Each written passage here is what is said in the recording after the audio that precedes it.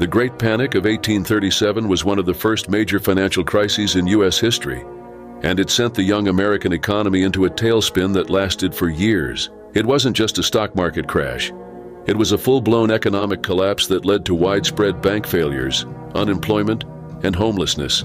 It all started with a toxic mix of speculation, unstable banking, and bad policy. In the years leading up to the panic, the country experienced an economic boom fueled by easy credit. State banks, loosely regulated, gave out risky loans, especially for land purchases in the rapidly expanding Western territories. Land speculation became a frenzy. People were borrowing huge sums of money to buy land, expecting to sell it at higher prices, a classic bubble. Then came the tipping point. President Andrew Jackson, suspicious of centralized banking, had already killed the Second Bank of the United States in 1833 and moved federal funds into state banks, known as pet banks. These banks printed too much paper money, which caused rampant inflation. To control this, Jackson issued the Specie Circular in 1836, requiring that land be purchased with gold or silver instead of paper money. This sudden shift sent shockwaves through the economy.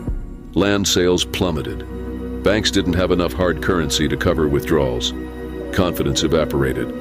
On May 10, 1837, banks in New York City began to suspend payments in gold and silver. Panic spread across the country. Banks closed, businesses failed, and tens of thousands of people lost their jobs and homes. Breadlines and soup kitchens became common sights in major cities.